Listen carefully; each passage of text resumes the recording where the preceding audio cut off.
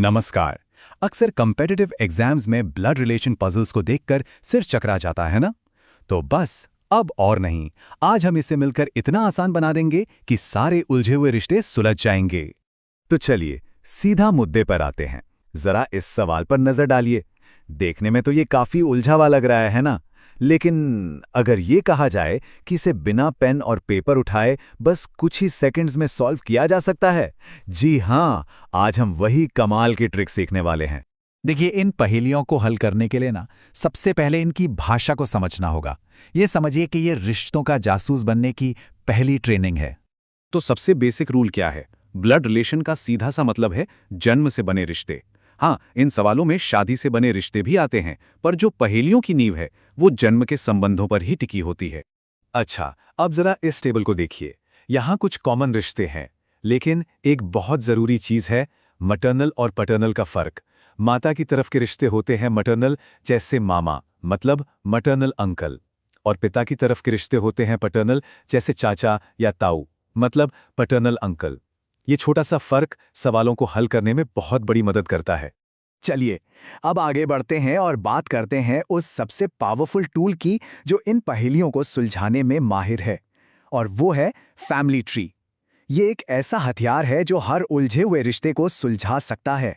असल में होता क्या है, जब आप समस्या को विजुअलाइज कर लेते हैं ना, तो आधा काम तो वहीं हो जाता है। जब रिश्तों को शब्दों की उलझन से निकालकर एक डायग्राम में देखते हैं, तो सब कुछ शीशे की तरह साफ दिखने लगता है। और फैमिली ट्री बनाना कोई रॉकेट साइंस नहीं है, बहुत आसान है। बस कुछ सिंपल से नियम हैं। पुरुषों के लिए प्लस और महिलाओं के लिए माइनस जैसे सिंबल्स यूज करें। रिश्तों को लाइनों से जोड़ दें और पीढ़ियों को ऊपर से नीचे, मतलब दादा दादी ऊपर, फिर माता पिता, फिर बच्चे, ऐसे जमा दें। देखिए कितना सिस्टमैटिक तरीका है। और ये देखिए, ये डायग्राम एकदम साफ दिखा रहा है कि कैसे वो सिंपल से सिंबल्स एक क्लियर और आसानी से पढ़े जाने वाले नक्शे में बदल जाते हैं। है ना, एकदम आसान। ठीक है, तो अब हम उन 3 मेन टाइप के सवालों को देखेंगे जो एग्जाम्स में बार बार पूछे जाते हैं। चलिए एक एक करके इन तीनों को समझते हैं।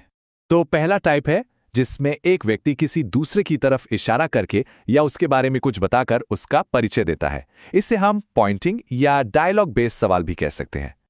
अब यहां लॉजिक को पकड़िए। जब दीनबंधु कहता है मेरे पिता का इकलौता बेटा, तो इसका क्या मतलब हुआ? अरे वो तो खुद अपनी ही बात कर रहा है, क्योंकि उसका कोई भाई नहीं है।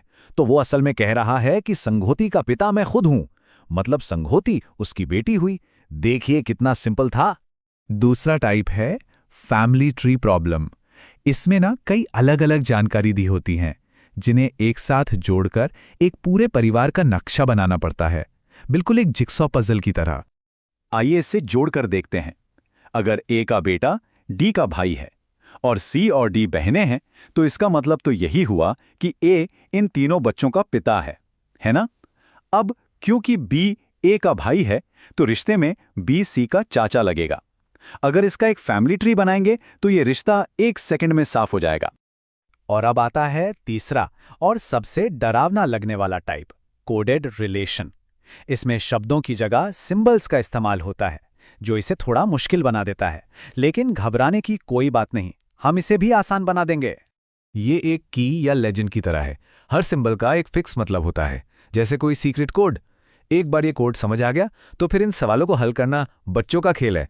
तो चलिए अब वापस आते हैं उस सवाल पर जिससे हमने ये सब शुरू किया था। अब जब हम कोड जान चुके हैं, तो शॉर्टकट को रिवील करने का टाइम आ गया है, जिसका सब इंतजार कर रहे थे। ये वो प्रो ट्रिक है जो एग्जाम हॉल में आपका कीमती से भी कीमती समय बचाएगी। और सबसे अच्छी बात, इस टेक्निक के लिए फैमिली ट्री बनाने की भी जरूरत नहीं पड़ती। तो ट्रिक ये है कि एक्सप्रेशन को दाएं से बाएं पढ़ना है, मतलब Q से शुरू करके L तक। चलिए साथ में करते हैं। P डिवाइड बाई Q मतलब Q की बेटी है P। अब P को ध्यान में रखकर आगे बढ़ें। O माइनस P मतलब P का बेटा है O, तो Q की बेटी का बेटा जो हुआ Q का नाती। अब O पर आते हैं। M इंटू O मतलब O का पिता है M, तो Q के नाती का पिता जो हुआ Q का दामाद। और आखिर में L डिवाइड बाय M मतलब M की बेटी है L, यानी Q के दामाद की बेटी जो हुई Q की नातिन। देखा? यही इस ट्रिक का असली जादू है। रिश्तों को मन में ही सिंप्लीफाई करते चलना है। जैसे बहन की माँ को अलग से याद रखने की जरूरत नहीं, वो अपनी भी माँ ही हुई ना, तो उसे माँ मान ले। बेटी का बेटा को नाती मान ले, इससे कंफ्यूजन नहीं होता और आखिर में रिश्ता बिल्कुल साफ निकल कर आता है। और अब आखिर में सबसे जरूरी बात, ये वो 4 गोल्डन रूल्स हैं जो आम गलतियों से बचाएंगे और ये पक्का करेंगे कि जवाब हमेशा सही हो। इन 4 नियमों को हमेशा गांठ बांध कर रख लीजिए। पहला, नाम पर कभी मत जाइए। जब तक साफ साफ बताया ना जाए, लिंग का अंदाजा बिल्कुल नहीं लगाना है। दूसरा, इकलौता बेटा का मतलब इकलौती संतान नहीं होता, मतलब बेटी हो सकती है। तीसरा, जहां सवाल थोड़ा भी पेचीदा लगे, फैमिली ट्री बना ही लीजिए, ये सबसे अच्छा दोस्त साबित होगा। और चौथा, इशारा करने वाले सवालों में बस एक पल के लिए खुद को उस बोलने वाले की जगह पर रखकर सोचिए, जवाब खुद ब खुद सामने आ जाएगा। और अब जाते जाते ये एक आखिरी सवाल। एक्सप्रेशन है x% y इंटू z।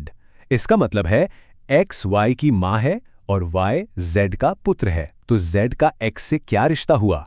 जाहिर है z x का पोता या पोती है, पर असल में क्या है, पोता या पोती?